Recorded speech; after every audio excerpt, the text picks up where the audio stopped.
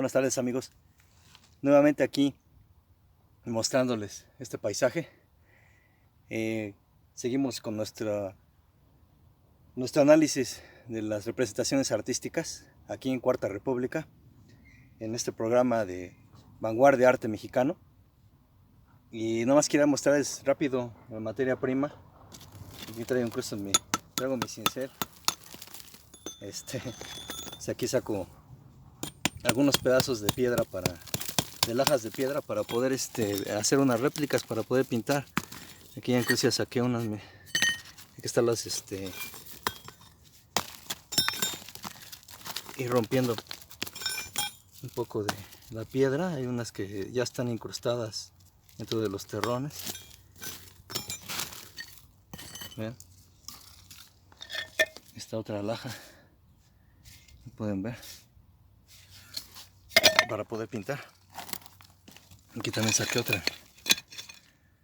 Esta es otra laja. Y aquí en este tipo de lugares es donde se puede conseguir toda esa materia prima para poder desarrollar muestras de nuestro arte antiguo. Y desde esta zona voy a hacerles una muestra, voy a hacer paso a paso cómo hago yo las réplicas de los vestigios prehispánicos, algunos grabados, otros pintados, pero me gustaría compartir con ustedes el proceso y ya de una obra terminada. Entonces, manos a la obra y continuamos con el programa.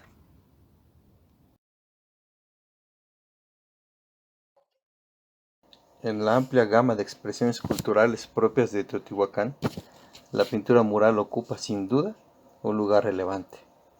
No obstante que la mayoría de los edificios del lugar hoy no nos muestran la decoración pictórica, es posible suponer que en su momento la ciudad lucía de un gran colorido. Prácticamente cada muro, tanto en los interiores como en las fachadas, se encontraban pintadas elaboradas alegorías, pobladas de dioses, seres míticos, sacerdotes, animales reales y fantásticos. Esas elocuentes escenas reflejaban la riqueza, la complejidad del mundo teotihuacano, en una buena parte dominado por la profunda convicción religiosa, una cosmovisión señalada por la gran armonía, sobre todo hacia el medio ambiente. En Teotihuacán se han localizado una gran cantidad de vestigios de pintura mural, todos de una calidad extraordinaria que comprenden elementos decorativos como plantas, flores, de gran belleza. Además, el Palacio de Quetzalcóatl, sus subestructuras, así como en otros lugares del centro cívico ceremonial, las muestras más extraordinarias de arte pictórico se han localizado en los grandes conjuntos habitacionales situados en los alrededores de la zona arqueológica. Los murales de lugares como Atetelco, Tetitla, Zacuala y sobre todo Tepantitla forman uno de los conjuntos pictóricos conocidos de mayores dimensiones en todo el México prehispánico. El ejemplo sobresaliente conocido como Tlalocan, donde el paraíso de Tlaloc, compuesto por un gran número de hombres realizando actividades diversas como jugar, cantar, bailar, en un lugar en donde abundaba el agua, las flores y las plantas. Era una fiesta hacia el medio ambiente, una fiesta con homenaje a la naturaleza.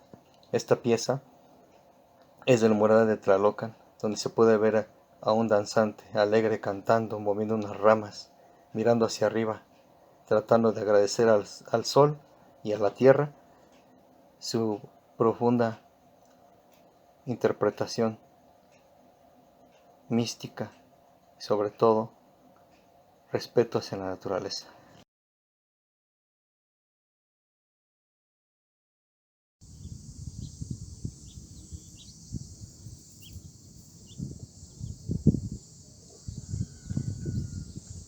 Amigos, bienvenidos a otro capítulo de Vanguardia Arte Mexicano. Me encuentro, como ustedes pueden ver, todavía en las serranías cercanas a Querétaro. Y me gustó este sitio porque quería mostrarles lo que vimos la vez pasada, cómo la variedad de minerales que hay al alcance que nos da la naturaleza, ¿no? Que podía estar al alcance de aquellos primeros artistas que empezaron a plasmar su arte en las rocas. Como ustedes pueden ver aquí, este mineral, esta piedra rojiza, vean cómo se puede romper fácil. Esto ya no es esto ya no es un tesontle, esto ya es un componente como de arcilla. Y ustedes pueden ver también esa pigmentación blanca, que también igual al molerla se puede separar, se puede hacer otro pigmento más claro. Y ustedes pueden ver cómo este material nos puede ayudar para hacer un pequeño ejercicio, ¿sí? De cómo en la antigüedad, cómo se obtenían los pigmentos para poder realizar las pinturas rupestres, las primeras pinturas rupestres en las piedras, en las rocas. Yo aquí vengo un poquito preparado, ya me adelanté un poquito con la pigmentación, y ustedes pueden ver que vamos a hacer un ejercicio aquí en esta roca, ¿sí? Vamos a seguir interpretando, seguir conversando acerca de cómo realizaban el arte nuestros antepasados, y obviamente las distintas manifestaciones que habían alrededor del mundo, ¿no? Entonces seguimos con una muestra de cómo en aquel entonces cómo podría plasmarse en la roca los símbolos. Obviamente pues no había pinceles, lo que se utilizaban eran las manos, e incluso por ahí una teoría que se empezó a utilizar los manguillos de ciertas ramas para poder hacer detalles más finos. Pero ahorita por lo pronto pues no tengo pinceles, vamos a tratar de plasmar aquí algunos símbolos, algunos signos. Es interesante, como les comentaba yo la vez pasada, tenemos que comprender desde su origen de las manifestaciones del hombre para poder analizar el arte consecuente, ¿no? Las distintas categorías y corrientes artísticas que se empezaron a desarrollar con el paso del tiempo. Por estas manifestaciones primarias podemos ver que era la necesidad ya del ser humano por comunicarse, por mantener su estadía en algún lugar. Ellos empezaban a marcar símbolos como ¿no? Ustedes pueden ver que hasta el día de hoy entran a Google Maps, y en Google Maps el símbolo que te indica dónde estás, a qué sitio vas o dónde te encuentras sigue siendo el punto, sigue siendo el círculo o círculos concéntricos. Entonces aquí es uno de los tantos ejemplos que quería yo mostrarles, porque esa imagen ya lo que simbolizaba el círculo era ya una cuestión de que pertenecían ya a ciertos asentamientos ya más regulares, donde ya había aldeas pequeñas, donde ya había una cierta organización entre ellos, ¿no? Para la cacería, para la recolección de alimentos. Pero es importante que mantengamos nosotros un criterio, en el sentido de que si vamos a criticar el arte en distintas etapas, vamos a ver los contrastes obviamente con la cuestión evolutiva, pero también lo que tenemos que estar preparados para tener un juicio propio de cómo analizar el arte. Es muy importante cómo analizarlo. Obviamente, como les comentaba yo, vamos a ver mucho arte mexicano aquí, pero el arte en general, en una cuestión global, mundial, podemos analizarlo también, pero siempre partiendo del hecho de que vamos a tener un criterio propio, pero con argumentos, con bases, con situaciones científicas y hasta cierto punto antropológicas, aquí en este caso pues incluso hasta filosóficas, ¿no?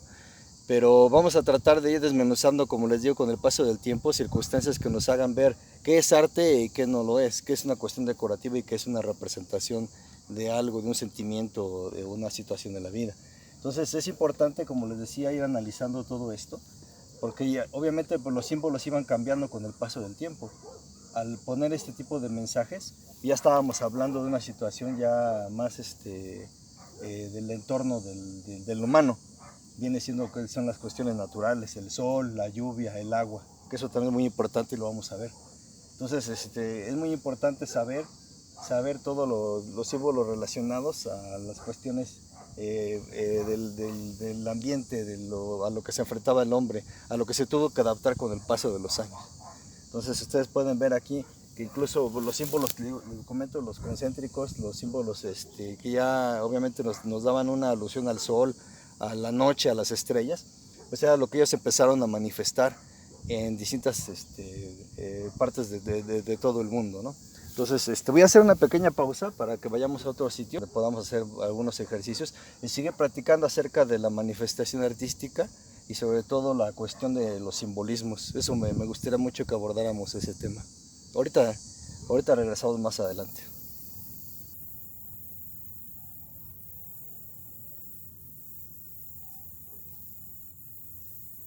Aquí estamos ya en otro sitio, amigos. Como ustedes pueden ver, en cualquier lugar donde se pudiera mover el ser humano, podría encontrar distintos soportes, digamos, por decirlo así, para poder manifestar su arte. Las rocas, las cuevas. Más adelante también quiero abordar un poco el tema de aquellos grabados gigantescos en formas de caminos allá en Nazca, en Perú. Los significados también de comunicación que tenían ellos. Después de ver cómo la pigmentación, poder recurrirse a la pigmentación para poder crear ese material con que el humano empezó a plasmar en las piedras sus distintas manifestaciones del entorno al cual él se enfrentaba. Empezó después con la evolución de los materiales y de la misma experimentación que ellos tenían del día con día, del recolectar utensilios y fabricar utensilios para su vida cotidiana. Se empezó el desarrollo de materiales para poder moler, para poder incluso independientemente de poder preparar los pigmentos, pues era precisamente para la vida cotidiana, poder romper ciertas raíces, poder semillas, moler ciertas alimentos que ellos podrían consumir. Entonces, las herramientas eran ya una cuestión importante. Empezó a desarrollarse todo tipo de herramientas para poder enfrentar la vida cotidiana de distintos materiales, de piedras, ¿no? E incluso ya cuando empezaron a realizarse las cacerías de animales, pues empezaron a desarrollar puntas de flecha.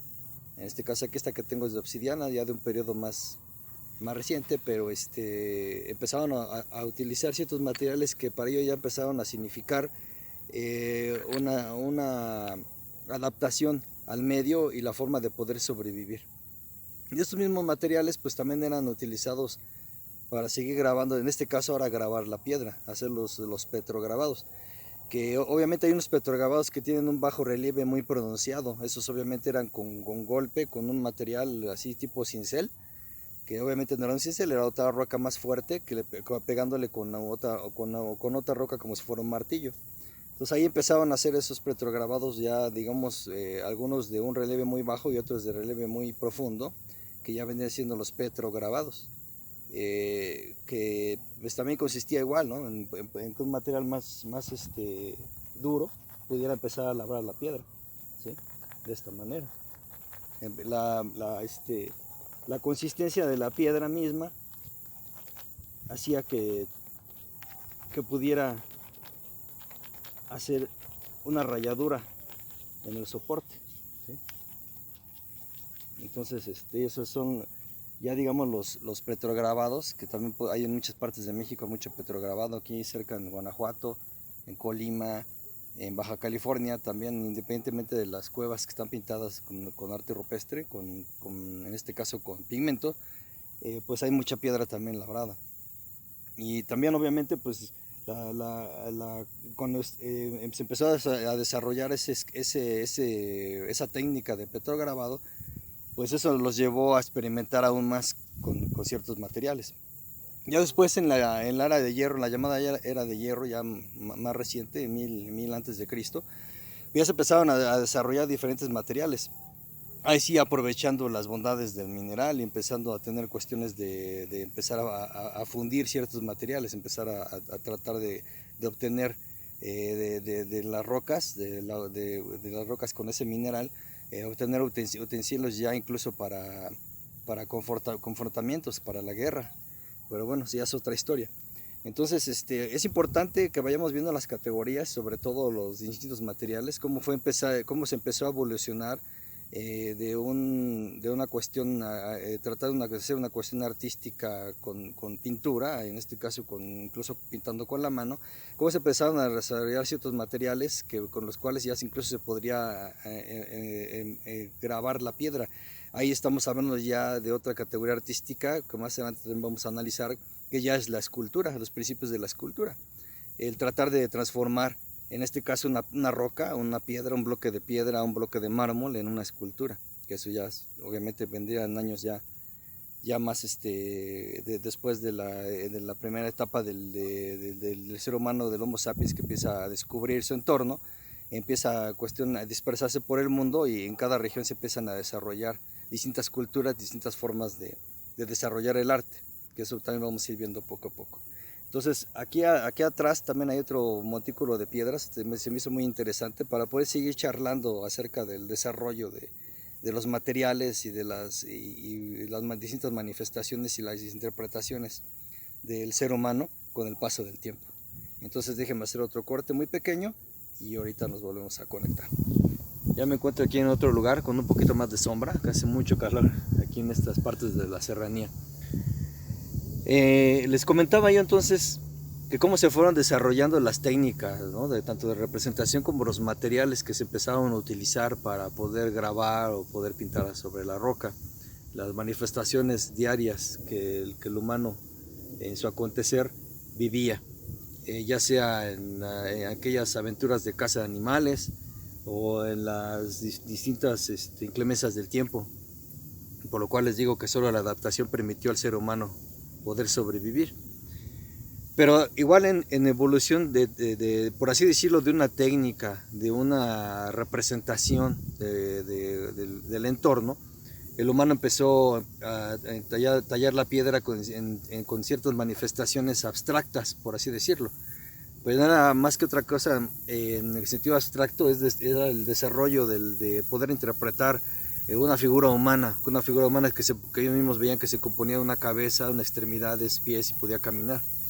Entonces de ahí encontramos ya grabados o petrograbados, incluso pinturas antiguas de más de 8.000 a 10.000 años, por así decirlo, incluso más antiguas, en donde el humano se empezaba a representar de cierta forma empezaba a manifestarse, ¿no? A poner en este caso sus extremidades, a ponerlo, incluso llama mucho la atención la interpretación que ellos tienen acerca de cómo colocar la cabeza, con toda esa especie de rayos y puntos, que como les comentaba la vez pasada, más de aquellas, o sea, no caer en la interpretación extraterrestre, sino hay que verlo de manera científica y la forma en como el humano empezaba a desarrollar y a querer decir algo.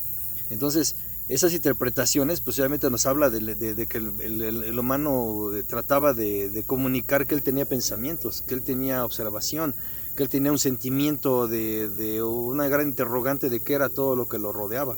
Entonces, obviamente, pues la característica de este tipo de arte, pues era muy rudimentaria, muchos incluso dicen que hay veces que el arte rupestre se parece al arte cuando empiezan a dibujar los niños. Tiene mucha relación porque el niño está empezando a desarrollar su capacidad artística, en este caso si le gusta dibujar, entonces él empieza a desarrollar como su cerebro le da a entender. Ya incluso cuando empieza uno a copiar otras cosas, en mi caso yo cuando era niño, yo me gustaba mucho copiar cosas y esforzarme para tratar de ver que salían las proporciones. Entonces todo eso es una cuestión educativa que el cerebro va desarrollando con el paso del tiempo. Entonces aquí en las etapas evolutivas empezamos a ver que en una cierta era los humanos empezaron ya a tratar de plasmarse ellos mismos en la cuestión cotidiana del labrado de la pintura rupestre y las distintas manifestaciones que, como les comento, tenían que ver en su modo de vida cotidiana, en adaptarse también. Por ejemplo, esta otra manifestación que es más reciente, ya esta data de hace más o menos unos 7 a 8.000 años, ya el humano ya empezaba a manifestarse ya incluso con una situación más de volumen, por así decirlo.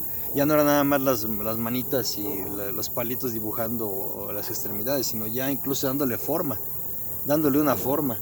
incluso ya con ciertas herramientas en la mano, lo que les comentaba hace rato, ya con simbolismos igual cósmicos, y que en este caso nos representaba que ya tenían un contacto ya más con la naturaleza. Obviamente más interrogantes, pero también ya empezaba a haber el culto hacia el fuego, el aire, la lluvia, ¿sí? Incluso si llegamos a ver algunas manifestaciones también rupestres, como había humanos que incluso se dibujaban ataviados con cuernos, que ustedes pueden ver, o con una especie de antenas, pues eran los atavíos a los que ellos recurrían por una cuestión de respeto, incluso hacia cómo se enfrentaban hacia los animales. Yo creo que ninguno de nosotros se atrevería a enfrentar a un animal sin una herramienta, sin ningún arma de cacería, porque obviamente el animal nos mataría. Entonces ellos empezaron a tener ese tipo de respeto y tratar de mimetizarse con el animal, y de ahí los orígenes del chamanismo, que también después lo vamos a analizar, que se trataban ellos, en la cultura prehispánica, el nahualismo en este caso, ¿no? Que ellos empezaban a tener un sentimiento mágico hacia la naturaleza, en este caso los animales, un respeto también sobre la jerarquía que tienen nuestros animales, el poder que tienen nuestros animales sobre el humano, porque ustedes no pueden enfrentarse a un tigre así a mano, sin herramientas, sin algún arma, porque obviamente el tigre nos despedazaría. Entonces empezó esa adoración y esa mimetización, y sobre todo ese respeto hacia los animales, y sobre todo la característica de tener esos poderes sobrenaturales. Entonces empezaron ellos a interpretar ese tipo de arte también con atavíos de animales, ¿no? Entonces ya volviendo a la cuestión de la estética, que empezamos a ver la variante, lo mismo pasa con el arte ya con el paso del tiempo. Aquí incluso adelantándome un poquito a lo que vamos a ver más adelante, me gustaría tocar el tema de que muchas veces en una ocasión me quedó muy grabado, porque en una ocasión una persona me preguntó, dice, oye, ¿es cierto que cuando en Europa, en este caso en Italia, en Florencia, Leonardo da Vinci estaba dando los últimos toques a la Mona Lisa, acá estábamos atrasados, y se estaba esculpiendo la Coatlicue? ¿Cuál fue mi respuesta? Fue de que no es que estuviéramos atrasados. Las circunstancias en Europa eran otras, la evolución en Europa fue otra. En México, en América en especial, pues las culturas antiguas estaban desarrollando su arte al máximo. Ustedes pueden ver que pues la estética de la Mona Lisa pues ya era obviamente resultado del paso del tiempo, y sobre todo de la influencia que también tuvo el renacimiento de las culturas antiguas. No se podría entender, por ejemplo, pues la etapa de ese arte del Renacimiento con esa disciplina, si no podemos reconocer el arte griego, por ejemplo. O sea, la cuestión de, por ejemplo, el arte del Imperio Romano, pues eso fue ya derivado de los modelos griegos, gracias en este caso, debido a las conquistas de Alejandro Magno. Entonces hubo un intercambio incluso después de eso, de ese tipo de conquistas que él hacía. Incluso empezó a extenderse hacia Asia, y ahí tenemos ya resultado hacia el continente asiático y hacia la India también. Entonces ahí ya incluso, gracias a ese intercambio, pues tenemos ese derivado que se llamaba el arte greco-budista, que también ya empiezan a surgir ciertas categorías con influencias de arte. Entonces en el Renacimiento no se podrá entender sin la influencia del arte griego más antiguo, obviamente. Incluso la escultura, las esculturas más famosas de Miguel Ángel estaban basadas sobre eso. Entonces igual lo mismo aquí en México, por decir, bueno, pues que en Europa, mientras estaba pintando la Mona Lisa por ahí del 1503, acá en 1502 Moctezuma Xocoyotzin estaba como Tlatoani en Mexica, y los atavíos que se tenía en la Gran Pirámide pues era obviamente Coyolxauhqui, Coatlicue, la Piedra del Sol. Pues no podemos decir que haya habido un atraso. Más bien eran las interpretaciones de las regiones y de las etapas en las cuales estaba desarrollando el ser humano. Entonces, obviamente, pues ustedes pueden admirar la Gioconda, la Mona Lisa, el arte que representaba en ese entonces, pues la estética, ¿no? Aquí traigo yo una imagen de la Mona Lisa, pintada en 1500 aproximadamente, ¿no? O sea, pues ahí más o menos por el 1503. Y yo en México el emperador mexica Moctezuma Xocoyotzin estaba en pleno auge de su imperio, desarrollando también lo que era la cuestión estética y sobre todo, como les comentaba, que las tres variantes y los tres componentes importantes de la representación artística de los mexicas era el poderío, eran las deidades y era el tiempo, ¿recuerdan? Entonces, la simbología que representaba Coatlicue, que aquí la pueden ver, pues la de la falda de serpientes, ¿sí? Que unos dicen, historiadores, que no era la escultura que no tenía ni cabeza ni pies, la de la falda de serpientes. Entonces, lo que representaba Coatlicue para los mexicas podría ser lo que lo que le representaba en ese entonces el arte a Leonardo da Vinci. Leonardo da Vinci buscaba la estética, buscaba el ángulo, buscaba la sombra, buscaba el realismo. Aquí los mexicas interpretaban a su dios, a su deidad, de esa manera, incluso de una manera a cierto punto terrorífica, que causara miedo. ¿Por qué? Porque ese era lo que les comentaba, el arte tenía que representar el poderío, tiene que representar a la deidad y sobre todo el paso del tiempo. Entonces aquí era muy importante, es muy importante analizar, y sobre todo, como decía yo en este caso con esta persona que me hizo esa pregunta, yo le decía que no era un atraso, más bien eran las manifestaciones culturales que había en ese entonces, de desarrollo artístico. Obviamente, pues Coyolxauhqui pues y Coatlicue fueron desarrolladas las esculturas en la cuarta etapa del Imperio Mexica. Y obviamente, bueno, ya después con el paso del tiempo, por ahí de 1790 fueron desenterradas de distintas partes de ahí del centro histórico, ya llevadas a los museos. Pero bueno, estamos hablando entonces de ciertas etapas de desarrollo evolutivo en cuanto a técnica y sobre todo en cuanto a manifestaciones artísticas de un continente a otro. Pues estamos hablando también en esas épocas del arte del Renacimiento, 1485, por ejemplo, cuando Botticelli desarrolla aquella pintura del nacimiento de Venus. Pues estamos hablando que pues en esa etapa, pues aquí era todavía la etapa de Moctezuma Igualcamina, el flechador del cielo. Después vino Moctezuma Xocoyotzin, que era el gran señor del ceño fruncido, el señor de la actitud valiente. Pero entonces les comentaba, en este caso pues en Europa estaba desarrollando ese tipo de arte con el Renacimiento, y acá pues estaba desarrollando la etapa más insignificativa del Imperio Mexica. Entonces, basándonos en eso, o sea, pues estamos hablando de estética, solamente hablamos de una estética europea y una estética, en este caso, mesoamericana. Que muchos dicen que por ahí muchos dicen que entonces los españoles vinieron a traer la civilización. Eso no es cierto.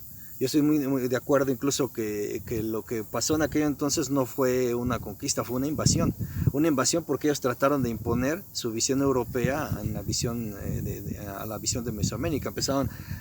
Recuerden que yo les comentaba, en una ocasión les comenté que para mí la cuestión de conquista podría venir, que incluso los mexicas desarrollaron eso. O sea, los mexicas tenían una cuestión bélica muy poderosa, sometían a los distintos señoríos, los cuales les rendían tributo, pero ellos no llegaban a destruir el lugar. O sea, no llegaban ellos y destruían ídolos o destruían pirámides o imponían esto, no, ellos llegaban y lo que decían era someter a su mandato y a sus órdenes, y entonces ellos tenían que rendirles un tributo, estar a la orden incluso del mandato de los mexicas. Pero por ejemplo lo que llegaron a hacer los españoles, eso no fue una conquista, eso fue una invasión, porque ellos sí llegaron a destruir los templos, llegaron a imponer ellos otro tipo de visión en cuanto a la religión también, ¿no? Entonces, ahí sí puedo decirles que la concepción que tenemos, que nos han enseñado incluso desde la primaria, de que pues España conquistó México, no fue una conquista, fue una invasión bélica, una invasión incluso hasta cierto punto con odio, ¿sí? Porque el llegar a destruir piezas de arte, que obviamente ellos no tenían una concepción de arte como nosotros la podríamos llegar a tener, porque una persona que hubiera respetado el arte y la cultura de otro pueblo no hubiera llegado a destruir jamás, ¿sí? Y hubiera tratado incluso de, si ustedes pueden decir en el término de conquista, hubiera tratado de empezar a influenciar ese lugar, pero nunca podría llegar a destruir. Ellos llegaron a quemar, ellos llegaron a destruir, a romper, incluso a humillar al pueblo mexicano, utilizando los mismos indígenas para construir las grandes catedrales, que incluso también ahí se morían de cansancio, de sed, con las manos maltratadas, y a ellos nunca les importó. Entonces, aquí en esta cuestión, pues ya podemos, si nos regresamos a la cuestión estética, Les comento que entonces el distinto punto de vista que podríamos tener del arte europeo al arte mesoamericano, pues obviamente se respeta hacia dos tipos de funcionamiento de una sociedad. ¿Por qué? Porque tenemos que basarnos en el hecho de que en Europa, incluso el Renacimiento, como les comento, fue con mucha influencia de la cultura antigua griega. Y después incluso ahí volvemos con el Imperio Romano, que en este caso con Alejandro Magno empezaron a tener este intercambio ya cultural debido al sometimiento que él tenía sobre otras regiones. Entonces el arte empezó a tener esa variante y empezó a tener esa representación europea, ¿no? Entonces aquí en Mesoamérica, pues obviamente ustedes pueden ver, me encanta a mí mucho, por ejemplo, el arte peruano, el arte de Nazca, porque es muy similar al arte mesoamericano.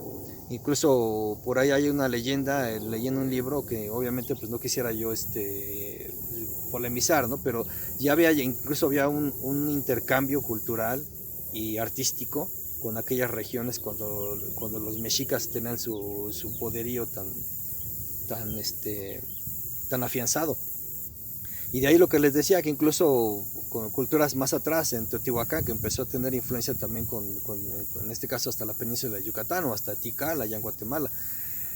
Lo mismo pasaba, pero ahí en ese entonces en la cultura mesoamericana pues no era de que llegaran a Tikal y empezaran a romper todo, no era conquista, era un intercambio, ¿sí? No era una invasión, era un intercambio cultural, había un cierto respeto.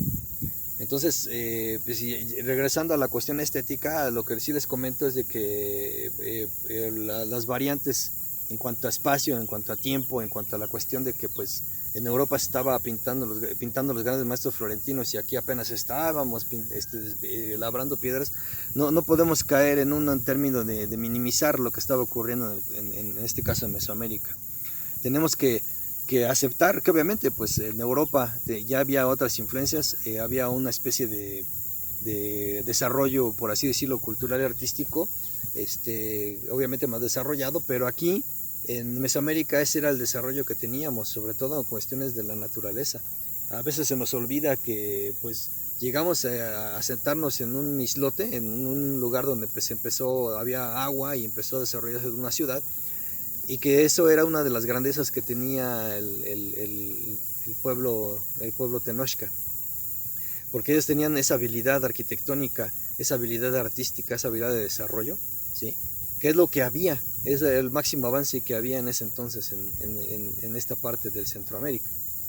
Entonces, tratar de valorar lo que se estaba desarrollando tanto en un lado como del otro lado del continente, el otro lado del mar, es importante y sobre todo hay que aprender a respetarlo, porque entonces estaremos criticando sin argumentos, sin un juicio propio, como les comentaba. Por eso es importante que hagamos todo este tipo de narrativas, porque hay que tener un juicio propio y sobre todo los argumentos, tratar de especificar y tratar de poner cada cosa y cada etapa en su lugar.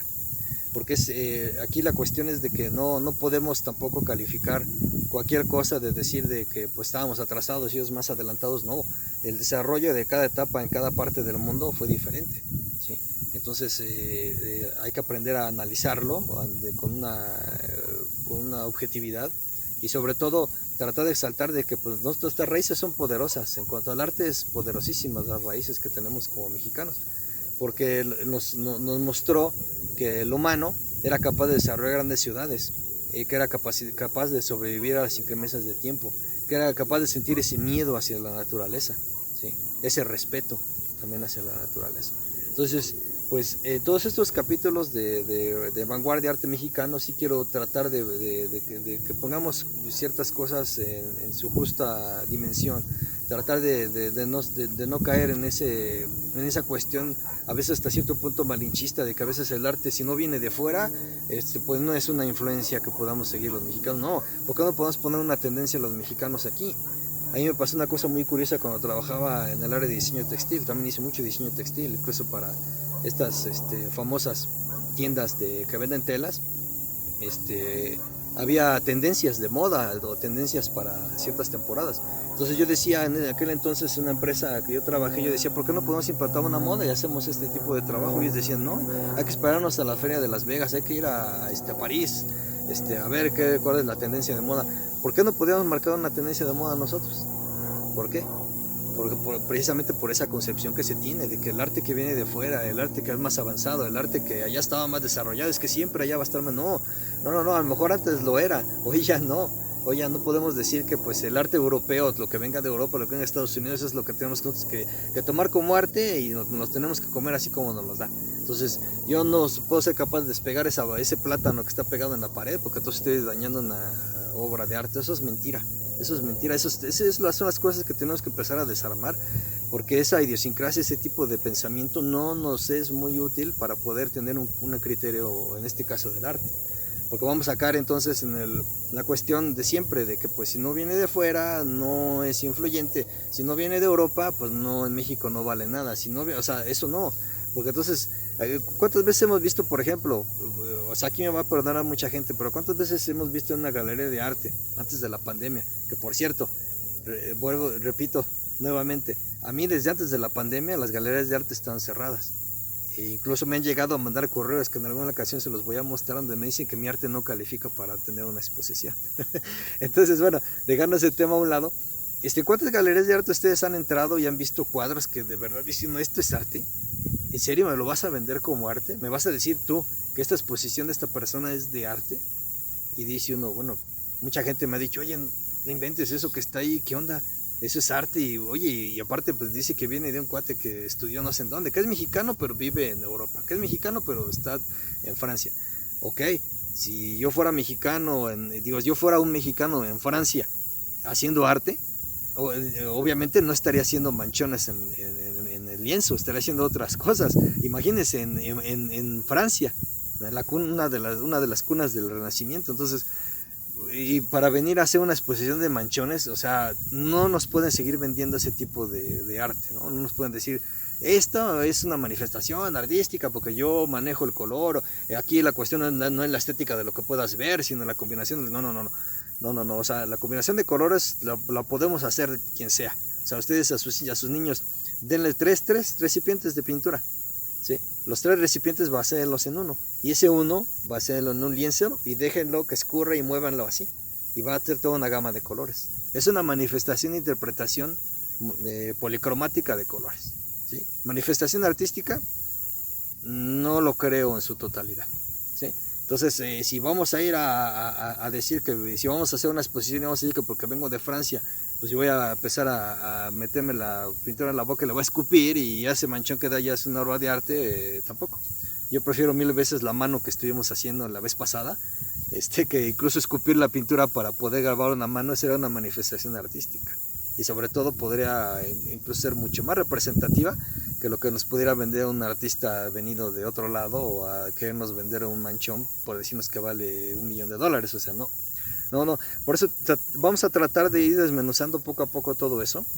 Yo sé que hay gente que no va a estar de acuerdo, principalmente aquellos que pues, se dicen artistas y no lo son, pero de eso se trata, de debatir, de tratar de hablar las cosas. Si no las hablamos, si no tenemos argumentos para hablarlas, entonces, ¿qué vamos a hacer? ¿Seguir en el mismo círculo vicioso de que nos vienen a imponer cosas? Nos vienen a decir que Europa era muy adelantada y que acá estábamos muy atrasados. No. A lo mejor podría decir en una etapa en cuanto a histórica, evolutiva, humana, sí, pero ahorita en esta época moderna no es así. Entonces, pues espero que les haya sido útil ahorita este capítulo. Yo creo que ya el siguiente lo voy a hacer ya en mi estudio. Pero sí que quisiera ir retomando todo esto que les comento, porque hay que tener bases, les insisto mucho, hay que tener bases para poder decir que es arte, que el arte prehispánico es una de las bases que yo siempre he tenido para desarrollar mi carrera. Incluso les digo, mucha gente me ha dicho, es que tú haces mucha copia. Yo les invito a esos artistas que hacen arte abstracto, yo les invito a que hagan una réplica de Botticelli, que hagan una réplica de Leonardo, ¿sí? Yo acabo de desarrollar hace un par de meses, que me tardé 4 meses en hacer la última cena de Leonardo da Vinci. Ustedes la pueden ver ahí en mis redes. Y me dio una satisfacción poder interpretar a ese artista que tanto he admirado. Pero eso no me quita el ser mexicano, eso no me quita admirar el arte mexicano. O sea, yo te puedo pintar la Mona Lisa y puedo hacer un tallado de una escultura maya, ¿sí? Porque el artista tiene que desarrollarse así, el artista tiene que experimentar, el artista tiene que plasmar y sobre todo tiene que ser adaptable a todas las circunstancias. Puedes desarrollar un cómic, puedes desarrollar una escultura, puedes desarrollar una pintura hiperrealista, o puedes hacer arte abstracto, ¿sí? Pero hay que experimentar. Ese mote de artistas hay que ganarlo, ¿sí? Hay que ganarlo porque el artista en sí significa mucho.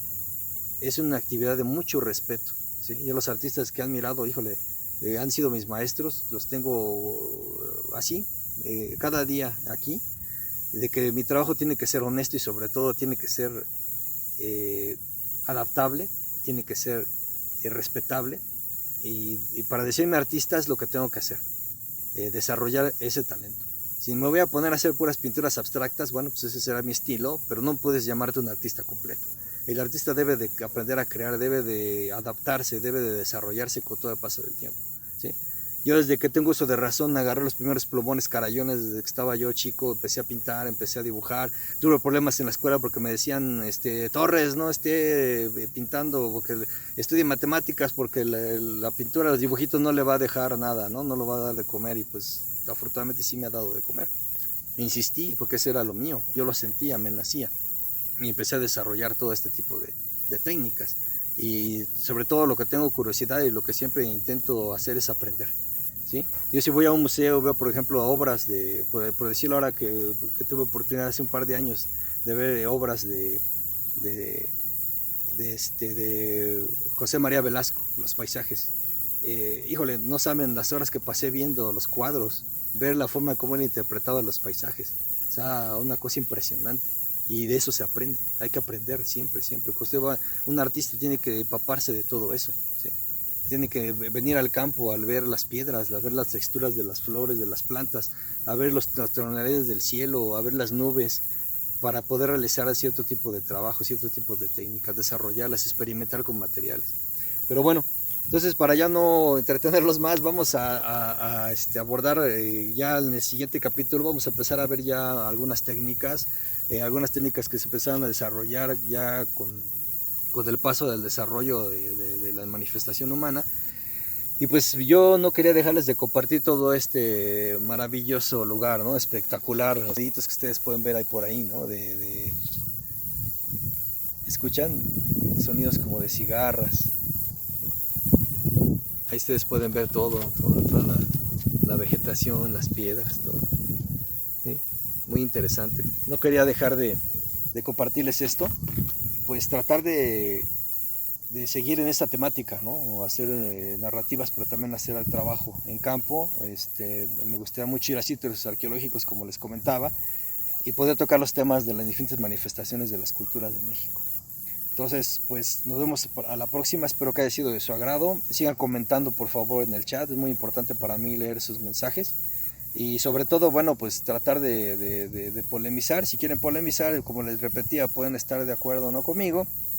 Pero yo sí les hago un llamado muy atento a aquellas personas que están estudiando arte, que por favor no ignoren todo esto. O sea, traten de ser objetivos, traten de analizarlo bien. Más allá de lo que puedan enseñarles en la escuela, ustedes tienen que desarrollar su juicio propio. Entonces, para eso trato yo de hacer una especie pues sí, de análisis desde los orígenes del arte y como les comento, tratar de construir un criterio propio. Entonces, nos vemos para la próxima y mucho gusto estar con ustedes y muchas gracias. Hasta luego.